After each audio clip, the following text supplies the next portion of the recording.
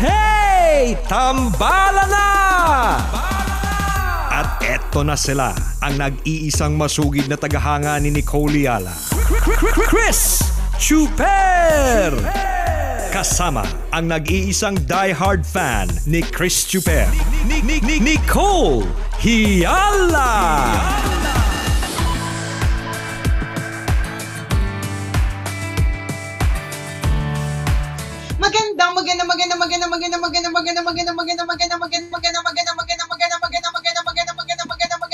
Magandang morning, Luzon, Visayas, at Mindanao, Metro and Mega Manila. Thank God it's Friday. Hi, partner. Hi, partner. How are you? Hi, I'm okay. Kumusta? Ang friends pa rin naman kami nila Pinocchio, nila Mickey Mouse, nila Garfield, nila Goofy. Naku, Kami na lang ko na. Alam mo, sa bahay.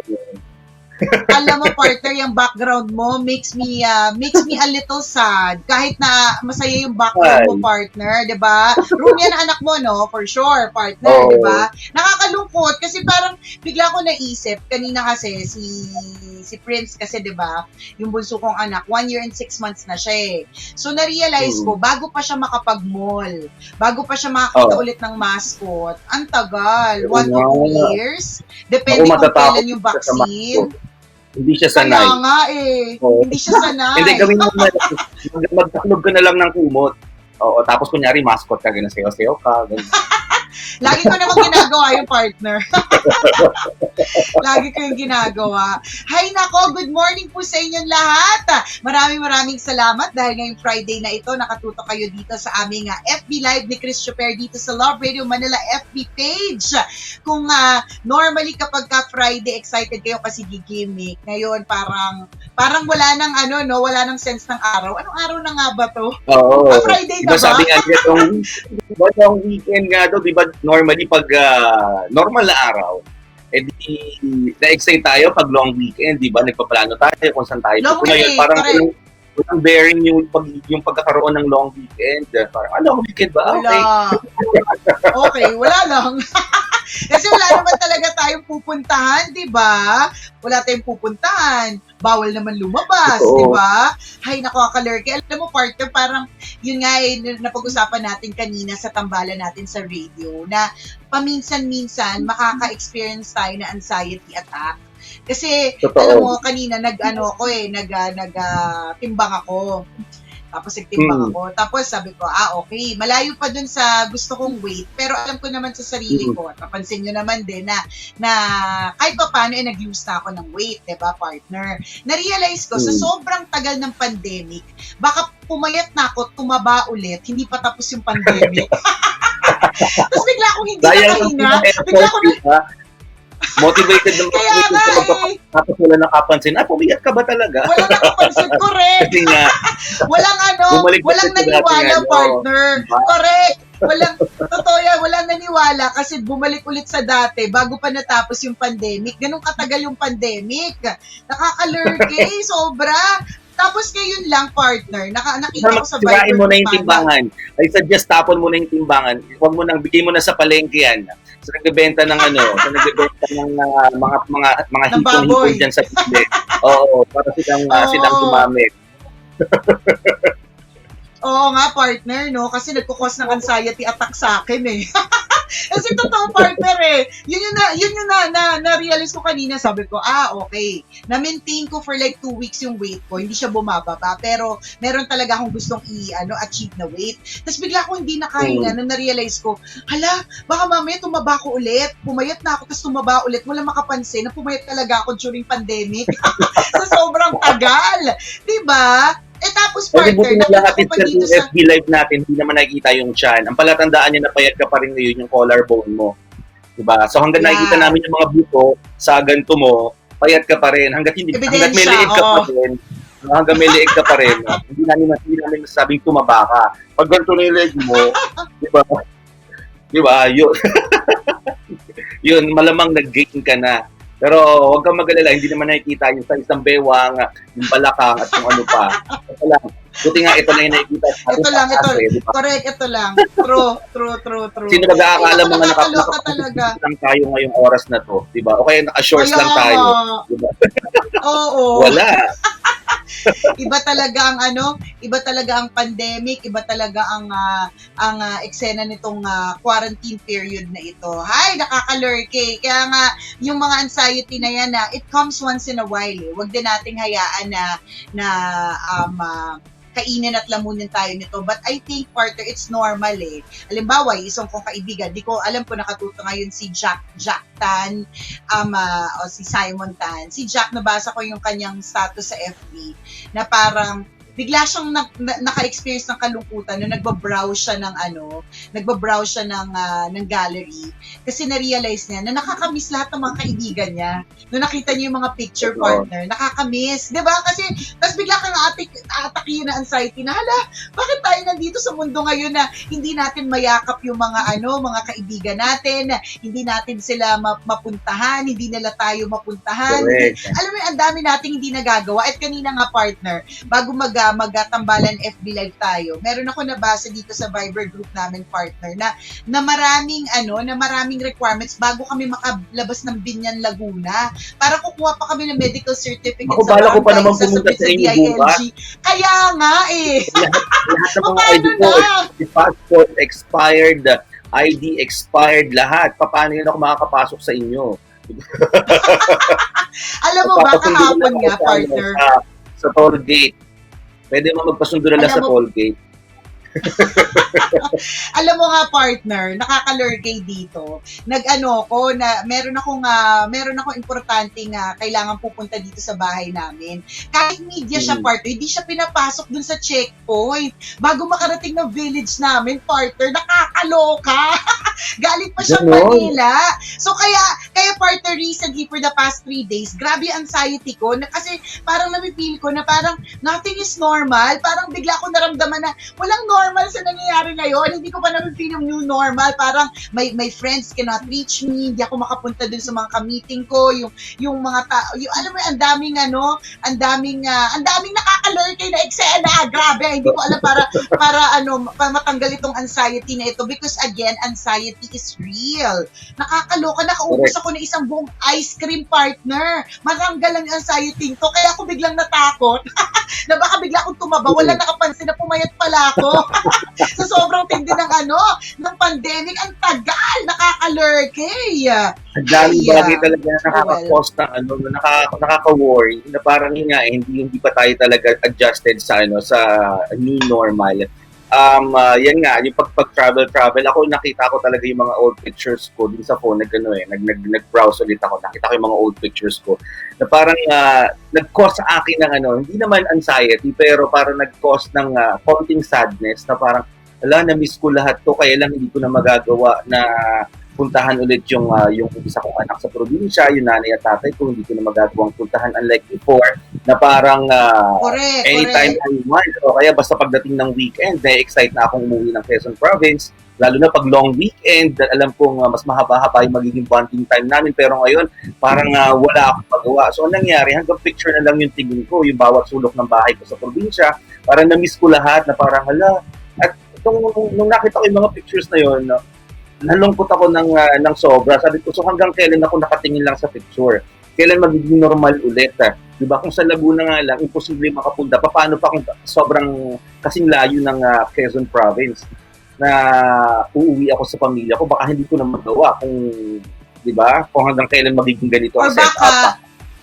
Or baka, partner, makauwi ka pero hindi ka na makabalik, 'di ba? Yun yung dahilan kung bakit hindi ka umuwi natandaan mo. Naku, kaya nag-decide ka. Yun na nga kaya ka nag-decide na hindi ka kaya ka nag-decide na hindi ka pupunta ng ng Quezon kasi baka mamaya hindi ka makabalik. 'Di ba? Yun natatandaan ko yun, partner, nung unang weekend na dineclare yung CQ pa lang, hindi pa ECQ.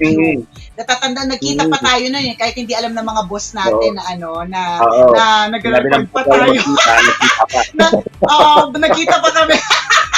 Ngayon, alam niyo na po, boss, nung week na hindi na dapat magkita yung mga tao, pina-work from home na tayo, nagkita pa po kami ng chopper kasi gusto namin maghabol ng tambalan, di ba? So, natatandaan ko yun sabi mo yun sa akin, partner, na parang gustuhin mo man na umuwi ng Quezon, natatakot ka na baka mamaya mas stuck ka naman sa Quezon. Kasi partner, I'm sure if you had the choice, mas gusto mong kasama yung pamilya mo at syempre partner makakita ng green fields. At mas masaya doon 'di ba? Maasikaso mo yung bahay mo. Namin yung sarili mong bahay, 'di ba? Kaya lang problema, wala naman ako naman na nakauwi nga ako ng bahay namin, wala na akong trabaho pagbalik ko, 'di ba? Hindi ko na alam kung ano nangyayari sa kumpanya. Yun. So nag-decide correct. Kaya nag-decide si Chris Chuper na magstay na lang sa Manila para at least na kung of course kasi hindi naman ibig sabihin ng ECQ tatigil ka sa pagtatrabaho, work from home pa rin ang setup, 'di ba? So ibig sabihin si partner nag-decide na magstay na lang sa Manila and tama yung partner hindi ka man nakaka-experience na eksaktong anxiety attack pero makaka-feel ka talaga ng sudden loneliness na parang na parang ba't hindi ko sila makasama, hindi ko sila makapiling, gusto kong marinig yung ingay ng nanay ko, gusto kong marinig yung reklamo ng nanay ko, gusto kong kutkutin yung balakubak ng nanay ko. Pero hindi ko magawa, 'di ba? Kasi nga malayo siya sa akin. Nakaka-lurk ay feeling partner. Kasi mami ko, ito na sana yung moment na ayan makakasama ko yung family ko kaya lang hindi nangyari. So, isa pang nakakadagdag na na dahilan para malungkot ako na parang, kung nasa Quezon ako, masaya sana ako, kasama ko nanay at tatay ko, kumpleto kaming buong pamilya, kaya lang hindi siya nangyari. So, totoo, may loneliness, may sadness, may konting kirot. Alam mo, partner, oo nga Hindi, nakakalungkot siya talaga. Alam mo, partner, ang sakit sa kalooban. Kasi ako, partner, tayo kasi, ang sabi daw, ang media meron naman kasing passive. Pero kasi syempre, ayaw natin i-abuse yun, di ba? So, hindi natin magawang ipakita lang yung ID. Kasi what if, ayaw kasi ng discussion, partner. Kasi tama naman wala ka namang, kahit mahalaga yung nanay mo, kung mahalaga yung nanay ko, nalulungkot din siya sa Mandaluyong. Lagi niya sinasabi, senior pa. Senior na ba si nanay, partner? Oo. Nanay mo? Oo. Senior na, di ba? So kahit under GCQ partner, hindi mahirap pa din, hindi pa rin sila pwede lumabas. So paminsan, yung mami ko din, yung mama ko nagsasabi, paano yan? Kahit under GCQ, bawal naman lumabas yung mga senior. Tapos ako partner, alam mo parang nasa Mandaluyong lang naman din siya, hindi ko siya mapuntahan. Kaya gets ko yung nararamdaman mo, partner, na parang kaya nga ayan na naman, nakaka-anxiety, makapag-lipstick na nga para hindi halata na sa stress ako. Diba? Nakaka-lurky. Alam mo, bagay sa nangyayari. Sobra, totoo yan. Totoo yan. Kumusta naman sila? Nakakamiss yung mga tao. Mandaluyong? Okay naman sila, partner. Ang usapan namin lagi sa aming chat group is kung anong kulang, 'di ba? Anong pwedeng pagkakitaan, 'di ba? Yung mga ganon. Si nanay, kumusta naman, partner? Ayun, wala ang internet sa bahay. Mahina yung signal namin doon sa area namin So, merong kapitbahay doon na may tindahan na nagpapaload. So, medyo maayos yung signal nila. Parang may internet sila doon. So, ang ginagawa ng nanay ko, kinakaibigan yung may-ari ng tindahan, tapos nakikichat. Para kunyari bibili sa Segway. Mare, pa-message naman itong number na to, tapos sabihin tawagan ako. Yung mga ganun yung setup namin ngayon. Medyo mahirap. Diba? Tapos kasi tinatawagan ko, yung mga tita ko, yung mga kapatid ng nanay ko, o yung mga kapatid ng tatay ko, sila yung tinatawagan ko na may internet sa bayan. Tapos, sila yung kinokontak ko para mag-grocery sa nanay ko, para mamili pamalengke sa nanay ko. Kasi nanay ko hindi makakalabas kasi nga bawal, senior na. Kasi tapos, yung tatay ko, senior na din. Ang kasama nila sa loob, baby. So, diba? Tapos merong 12 aso. Daming aso, puro aso. Paano pa yan, di ba?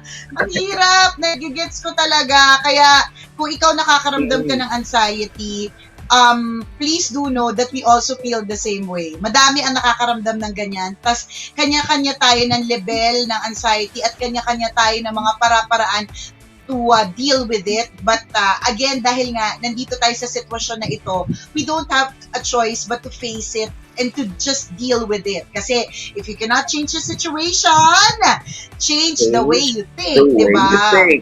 Totoo. Corrected Ay, by. naku, Kaya natin to, kakayanin. Mapapasa natin to. Prayer talaga yung pinakakailangan natin sa mga pagkakataong ito, mga kaibigan, na, di ba, that the Lord will give us strength, di ba, more faith and hope. Sa lahat dapat to mas strengthen eh.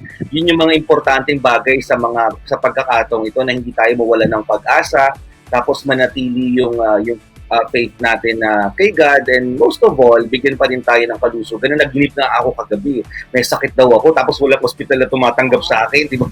Parang hirap ng ganung sitwasyon. So sabi ko, Lord, prayer ko na sana po wala sa family members ko ang magkaroon ng sakit, kasi ultimo lagnat, parang hindi ka papansinin eh. Di ba? Pag nakarating ka sa ospital. So, kumbaga, ito, confine ka sa bahay, dito ka lang magpapagaling. Mahirap din pagka gano'n, di ba? Kahit sabihin nga, lagnat pa lang yan. So, panaginip pa lang, nag-worry na kaagad ako. Correct, totoo, di ba? Kaya nga, alam mo partner, ewan ko ba kung ilang beses natin pag-usapan din ito on air sa Tambala na nag-umpisa din yung anxiety ko nung napasma ko. Alam mo yun? Ang lakas makamatanda nung napasma ko.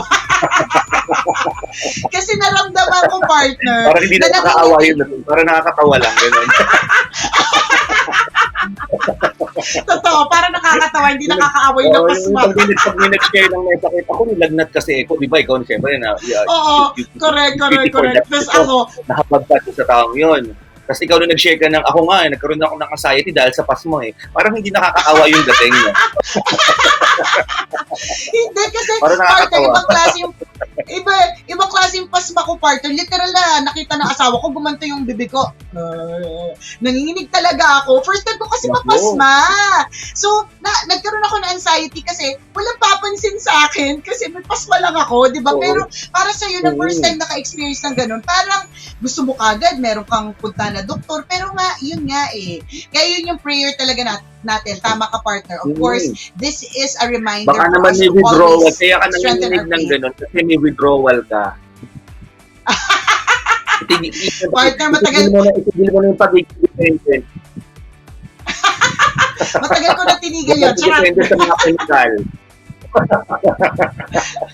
Matagal na ako hindi nag-rugby. Grabe ka sa akin. Maniwala ka naman kapag sinabi kong hindi na ako nag-rugby. Nakakainis to. Naturingan sa kaibigan, hindi na naniwala sa akin. Umamin. Hindi, yung kanina nasabi mo, partner, na it is a reminder for all of us na to just continue to keep the faith, diba? Patuloy lang po yung pagdarasal kasi hindi po talaga madali yung pinagdadaanan nating lahat. Kanya-kanyang level of anxiety, kanya-kanyang paraan ng pag-deal with it, diba? Kanya-kanyang pag-iwas sa stress, kaya nga ang importantations palagi ang magdadasal. At nakikita ko, partner, sa ating FB Live comments na ang daming nakaka-relate. Ayan, si Aimee Loba Asis, sabi niya, relate here. Ang nanay ko nasa kabilang barangay lang. Kaso hindi ko man lang mabisita. Ang nanay ko ay ang aking stress reliever. O, diba? Oy, hi nga pala, partner, kaya Joy Villaflor. Hi, sis! Ayan. Hi, Joy! Hi, sis Joy Villaflor. Sana yung mga transactions natin matuloy na talaga. Ingat ka kung saan ka man pupunta. Sabi din ni Michael Dave Linga, anxiety attack is real. O, diba? Sabi ni Darlen, i-uninstall ang anxiety, manood ng bloopers. O, diba? So, hahanap ka talaga ng mga ways para para maging masaya. And I think, partner, yung pagnood ng mga funny na bloopers, yung mga ganyan, pwede mo talagang gawin. Sabi ni Berja Monggete Baldinar Carmela, ang hirap talaga, ang daming bago. Ayan. Sabi ni Raylan Terencio, thank you sa tambalan, andyan kayo palagi during my ups and downs. Yun. Ang daming relate, partner, sa eksenang anxiety, promise. Lahat tayo nakakaranas ng ganyan. Talaga. Gawa tayo ng paraan, mga kaibigan, na maibsan ng kalungkutan na to. Buti na nga lang may mga buti na lang talaga may internet. Isipin nyo na lang, mga kaibigan, kung itong pandemic na ito happened 20 years ago. O kaya, di ba, 25 years ago na walang internet, walang ganitong lahat. So, paano tayo hahanap ng pagkakalibangan, di ba? Kasi nga ngayon, may mga TikTok, may mga kung ano-anong app, di ba? May Doon binubuhos Netflix. may Netflix, di ba? May Facebook, may YouTube, doon binubuhos ng mga tao yung kanilang boredom. So, kahit pa paano nag-e-enjoy sila, natatawa sila, nalilibang sila. Anong ginagawa? Totoo yan. Naghubad sa harapan mo yung asawa mo, parang kaya nagulat ka, no? Nagulat ako, partner. Nagpakita siya ng brief. Lumakad ng hubot-hubad yung asawa mo, no? Lagi kasi maluwag yung shorts kasi mainit, di ba? Sabihin mo, mamaya nyo na ituloy pagkatapos ng tambalan. Mamaya nyo na ituloy pagkatapos ng tambalan. Sabi ng asawa mo, tara na, tapusin mo na yan. Alam mo, sabi ni partner, sabi ni Len Gobres, I feel yung anxiety. Mas malala yung sa akin. May dumaan lang na ambulansya, napaparinig ako.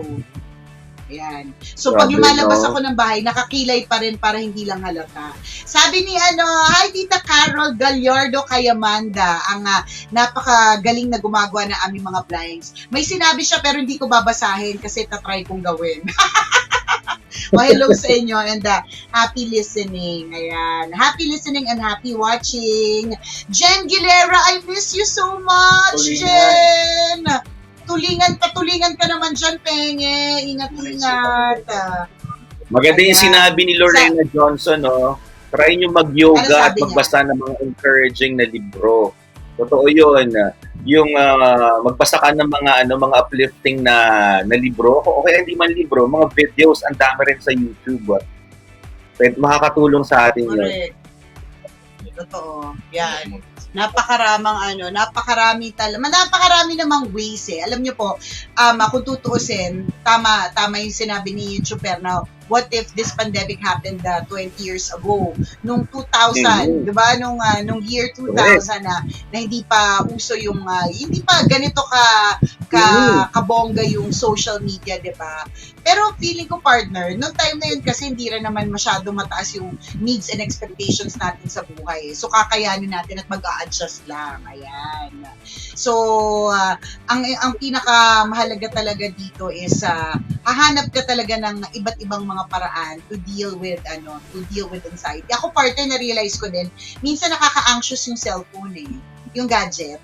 Kaya minsan, talagang umi-effort ako na ihiwalay ko yung sarili ko sa cellphone kasi hanggat nakakabasa ka ng news or hanggat nakakakita ka ng mga posts ng mga kaibigan na hindi naman lahat positive o kaya naman makaka-develop minsan yung social media kasi ang problema nakaka-develop ka ng inggit, yung mga ganun ba? Yun naman din yung downside dyan. So kailangan na balance lang din sa social media. Yes. Agree ako, dapat in moderation. Kung tutusin, minsan cost ng distraction din tong ang social media. Na parang minsan, pag-gising mo, fresh na fresh yung utak mo, ang ganda ng panaginip mo. Kaya na pag-open mo ng cellphone, tapos makakabasa ka ng hindi magandang balita, tapos ang dami nag-aaway-away na mga tao, lahat nagpapatalinuhan, naaapektuhan din yung mood mo. So to the point na nasisira na din yung araw mo, nasira na yung morning mo, hindi mo na nagawa ng maayos yung mga gawaing bahay mo at mga gawain mo sa trabaho. Kasi nga dahil sa ganitong klase ng mga bali-balita. So in a way, distraction din siya. So ang gawin na lang natin dito, kung alam naman natin na negative yung magiging effect ng mga pinapanood natin, huwag na lang natin panoorin. So, divert tayo dun sa mga positive na videos, dun sa mga nakaka-uplift, nakakatulong, nakaka-enhance ng personality ng mga article natin na puntahan. Yun yung mga puntahan natin. Diba, parang True ID Philippines na mamaya, nandun tayo mamaya. Yes! Ayan! Kaya abangan po ang round 2 ng kulitan namin mamaya sa True ID Philippines Facebook page. Ayan. So, pupunta lang po kayo sa Facebook page ng True ID. Ayan. So, search nyo na ngayon. Ayan, True ID Philippines. Tapos, mamayang 4:30. Tama, partner? Mamayang 4:30, magkukulitan na naman tayo sa Facebook page ng True ID Philippines. At pagkatapos niyan, during that segment, that FB Live, meron po kaming paregalo. I wonder kung anong ireregalo. Kasi last Friday, ang binigay natin, partner, ay cellphone. Headset mo na lang. Ito? Oh, May kasamang lahat ng amoy. headset mo. May kasamang amoy. Oo, Anong diba? amoy? May- Anong amoy? Ay, basta. Nakasusulasok. Nakakaloka. O diba, Ay, yung partner, paraan, ha? ano para Pag-usapan niyo. tayo ng positivity. Diba? Makakuha tayo ng So, good and- vibes. Yung mga Correct, o, Mm. diba? And mamaya, good vibes po yun kapag nanood po kayo ng aming Tambalet segment sa True ID Philippines Facebook page. Again, ulitin po natin, 4:30 mamaya po. Ayan. Pero bago yung mamaya, good vibes pa rin tayo dito sa ating Tambalan na FB. Ang dami namin ginagawa ni Chuper. Live kami sa radyo, 8 a.m. and 9 a.m. hanggang 11. O, diba? MWF, nandito kami sa Tambalan FB Live, 9:30 a.m. Every Friday, nasa Tambalets kami, 4:30 p.m. sa True ID Facebook page, o, di ba? Kaya, tapos everyday, nakikita madami nyo namang din sa mga social media sites ng social media accounts correct, ng ng Love Radio Manila. Oo. At saka pinakamalaga Talagang, dito, live na po ang Tambalan sa radyo. Yun yung pinakamasaya. Yes. Partner, At meron yun na pala maganda akong gusto para i-discuss. maging tayo. Dapat maging busy-busy Correct. tayo para makalimot sa anxiety. Oo, ang problema kasi partner, kaya hindi natin hindi kasi tayo yung tambalan. Sila, pwede natin lang nila tayong pakinggan. Tayo na yung tambalan eh. So, paano tayo mag-ano ng anxiety natin? Anyhow. Panoorin natin sa sarili natin. Ito pa, partner. Partner, ito pa. Ewan ko kung nakatch mo tayo. Flash ay bibigay ko kay Boy Pindot. Ewan ko rin nag-trending to ng isang araw eh. Ewan ko kung dumaan sa feed mo. Yung tungkol sa nag-power trip na nag-power trip na parang boss, may-ari ng kumpanya dun sa aplikante. Okay. Anong sinabi? Habang nananalamin ako sa camera mo, sige. Ang labo na sinabi ko. Ang labo na sinabi ko. O saka na lang ba natin pag-usapan yung kapag ka napanood mo na? Diba? Hindi kasi parang partner, ang eksena doon. Hindi, meron kasi akong kaibigan na nag-away sila dahil dun sa video na yon. So, ang eksena doon, partner, merong isang boss ng isang company, ayan, i-send ko. Merong isang boss sa isang company na nakaupo dun sa lobby yata ng opisina nila. Tapos merong aplikante, naghihintay siya ng mga aplikante. Tapos yung aplikante, may aplikante na dumating. May itsura, gwapo, matangkad, tisoy, nakaporma. Itong boss na to na nakaupo sa lobby, parang naka-t-shirt lang, tapos maliit, 5'4", ganyan, simpleng-simple. So he tried to make a conversation with Applicant. with the applicant na parang basta small talk, parang ganun. Tapos parang yung applicant, hindi siya tinitingnan, tapos yung mga sagot, mga paisa-isa lang, parang ganun. Yun. So yun yung eksena. Legit ba to or Tapos, documentary lang to? Legit na story. Okay. Legit. Ang nagkukwento actually yung boss. Yung boss. Ang intention niya actually, partner, so yun na. So, parang ang eksena is, biglang nalaman niya na, hindi, paano ba yun? Inatakal ko na migraine ko, teka. Hindi, ang eksena nun, partner. Hindi. Ito na talaga. Ikukwento ko na maigi. So, pero mas maganda, panoodin nyo din para magkaroon kayo ng opinion about it after ng Tambalan segment. So, basta to make the long story short, partner, hindi siya masyadong pinansin. Ito yung naka-flash yun sa screen yan. Yan yung boss. So, to make the long story short, partner, kung paano siya, basta to make the long story short, hindi siya masyadong pinansin ng applicant nung nag-small talk sila sa lobby. So, finally, nung interview time na, namutla si applicant kasi ang magi-interview pala sa kanya yung itong lalaking ito na nagsusmall talk. So, itong lalaking ito, yung si bossing partner, medyo pinagtripan niya. Pinasayaw niya, pinakanta niya. Tapos ang ending, hindi niya tinanggap. Okay, so ang point niya, kaya niya pinakita yung video na yun, ang point niya is, something like, kung hindi ka marunong makitungo sa mga maliliit na tao, kasi simple lang itsura niya eh. Paano ka pa makikitungo sa ibang tao? Parang hindi mo masasabing people person ka kung ang job is meant to be for a people person job. Parang ganon.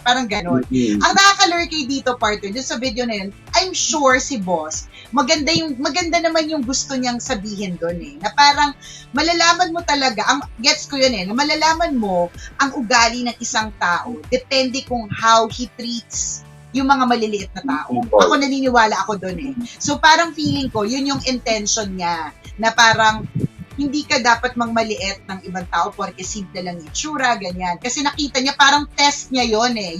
Yung hindi siya masyadong pinansin no nasa lobby, test niya yon. Ang nakaka-lurky dito, partner, nag-backfire. Ang daming comments na nag-backfire sa kanya, ang daming comments na negative, na power trip, ganyan, yung mga ganong klase, mga insane.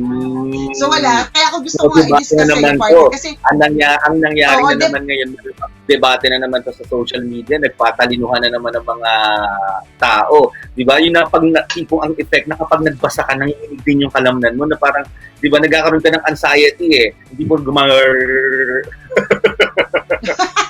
ka ng nanginginig yung katawan. Nagbabasa lang naman. Totoo yan. Grabe yan. Naman. Alam mo, ganun kadalasan yung nangyayari na parang pag merong isang issue, sobra, di ba, dudumugin ka talaga ng tao. At pag dinumog ka ng tao, naku, yari ka mag-comment ka lang ng isa, damay ang buong pamilya mo. Mapapaaway ka na. Nagbibigay ka lang naman ng opinion. Diba? Correct. Ako, alam mo, partner, hindi ako kampi sa boss. Hindi ko rin naman sinasabing hindi ako kampi dun sa aplikanteng hindi namamansin. Pero kasi, partner, naranasan ko kasing maging aplikante. Pag aplikante ka, sobrang nervous mo. Nervyosa ako, partner eh. What if, nervyosa yun, hindi mo gustong makipag-usap. It's just that, sa sobrang nervous mo, hindi mo kaya mag-small talk. Parang, this is not the time. Hindi naman porke hindi kita kinakausap ng maigi. Ibig sabihin nun, minamaliit na kita. Hindi ba pwedeng nag-iisip lang ako ng mga sasabihin ko kapag nag-interview? Hindi ba pwedeng problemado ko kasi ito na yung huling chance ko para magkatrabaho dahil may sakit yung pamilya ko. Yung mga ganun ba? Kaya debate yung debate doon eh. Kasi ako gets ko yung sinasabi ng boss na parang malalaman mo ang tunay na ugali kapag how he deals with small people, 'di ba? Pero gets ko din naman na hindi mo pwedeng i-judge ang isang tao sa ganung setup, yung test niya. Kasi what if kinakabahan? Yes. What if ninenervyos? What if hindi siya mahilig sa small talk? Partner, hindi lahat ng tao mahilig sa small talk eh. At tulad na asawa ko, partner, alam mo ba yung asawa ko, minsan, hindi natutuloy ang lakad kasi takot na takot sumakay sa Grab. Alam mo kung bakit siya natatakot? Hindi dahil sa takot siya kundi ayaw niya ng small talk. Ayaw niya nang kakausapin siya ng driver. Ganun siya eh. Parang ayaw niya ng yung tatanungin siya sa nagtatrabaho. Ayaw niya ng small talk. Kasi may mga taong ganun eh. So what if itong aplikante na ito, hindi lang siya talaga capable of small talk. Correct. Madjudge na siya kagad na minamaliit ang small people, hindi lang naman siya talaga capable of small talk. Kaya nagkaroon ng debate doon sa doon sa video, correct. Tama yung sinabi mo, agree ako doon sa sinabi mo na posible kasi na at that particular point in time na gusto niya focused siya eh. Di ba parang ang isang estudyante na magre-report o gagawa ng presentation, di ba ayaw niya makipag-usap muna kung kani-kanino kasi magkakaroon ng distraction. Sa halip na minimemorize niya yung sasabihin niya doon sa itatanong ng professor o kung sa posibleng iba to ng kung sino man, di ba, hindi na siya makakapag-concentrate doon kasi nakipag-usap siya sa iba, na-divert yung attention niya. Correct. So ngayon, ang pinaghahandaan niya kasi dito yung interview mismo. Diba? So doon siya kailangan magpakita ng kanyang ng kanyang opinion, ng kanyang perspective. Mm-mm. Ayaw niya lang siguro Tama. ng distraction ng mga pagkakataong yon, kaya hindi siya nakikipag-usap ng basta-basta. Nahusgahan ka kaagad siya sa pagkakataong yun. Although maganda rin naman yung yung test na gustong ibigay o yung mensahe na gustong ibigay nung boss. Ang medyo mali lang, hindi yan yung proper place para i-test mo. Hindi siya yung wala sa tamang lugar, sa tamang pagkakataon yung pagbibigay ng test sa empleyado o sa aplikante. At hindi lang yung partner, pinagtripan na niya eh, pinakanta niya, pinasayaw niya. 'Di ba? Pag papakantahin mo ba at papasayawin, hindi naman entertainer yung ina-applyan, senior management position. 'Di ba? Kaya nag-backfire. Oo, panoodin mo partner. I-send ko sa iyo yung link. Panoodin mo mamaya. Maloloka ka. Kaya parang feeling ko, nag-backfire siya, yung ganon. Anyways, wala lang, napag-uusapan lang yung ganyang klaseng mga bagay. O, diba? Hindi ka dapat hindi ka dapat mag-jump to conclusions. Alam mo, partner, siguro yung isa din nga itinuro sa akin ng pandemic partner is kindness. Na talagang and understanding of others. Kasi hindi mo pwedeng i-judge yung isang tao sa base sa mga posts niya. Kasi hindi mo rin alam yung tunay na pinagdadaanan niya eh. Maaaring kaya siya nagpo-post ng ganon, puro payabang na post. Kasi sa totoo lang, hirap na sila. And para sa kanya, ang tanging pinanghahawakan niya image. 'Di ba? Yung ganon ba? Alam mo yun, kanya-kanya eh. Kanya-kanya ng paraan. So, let's be kind to other people. Kasi hindi natin alam kung ano ang issues nila sa buhay. Hindi natin alam kung ano yung pinagdadaanan nila. 'Di ba? So, let's be kind. Maaaring ang pinagdadaanan pala nila, miss na nila yung magulang nila. Parang si Chuper, naiiyak na dahil ang kanyang nanay. Kaya may makapal akong towel dito eh. Kaya meron akong makapal na towel dito kasi naiiyak na ako kanina pa eh. Pinipiga ako na nga to eh. Ay, talaga ba? Yes. Kahit hindi naman talaga iyakin. Pero tama yung sinabi mo sa mga pagkakataong ito mga kaibigan, nasa crisis po tayo. We are in a pandemic. Maging mabuting tao po tayo. And one way of showing kindness, since hindi naman tayo nakakalabas basta-basta, uy, mabait ako, magpapakita ako ng kabaitan sa'yo. Hindi naman gano'n. Magbibigay ako ng pagkain sa'yo. Hindi lang sa ganung paraan. Siguro one way of showing kindness is i-filter po natin yung mga salita na bibitawan natin sa ibang tao. Diba? Hindi natin nagustuhan yung sinabi niya kung halimbawa hindi natin nagustuhan yung pinost niya sa Facebook. Huwag tayong magsasabi ng kung ano-anong hindi maganda. Diba? Yun ang mahirap sa atin na porque kontra lang sa opinion natin or kontra sa paniniwala natin yung nabasa natin nakikipag-away na kaagad tayo.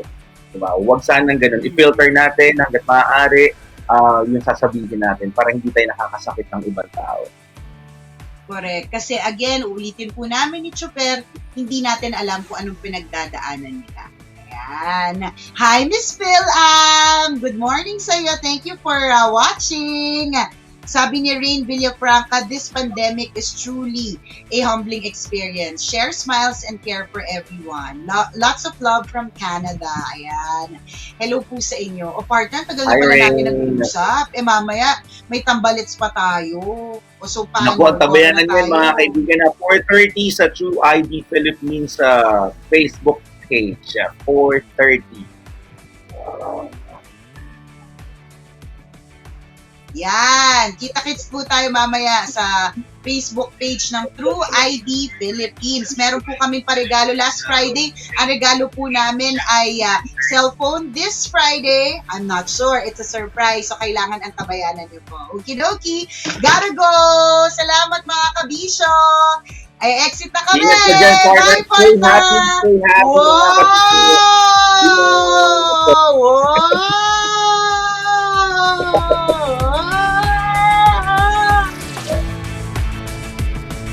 Always your number one SM radio station. Love Radio.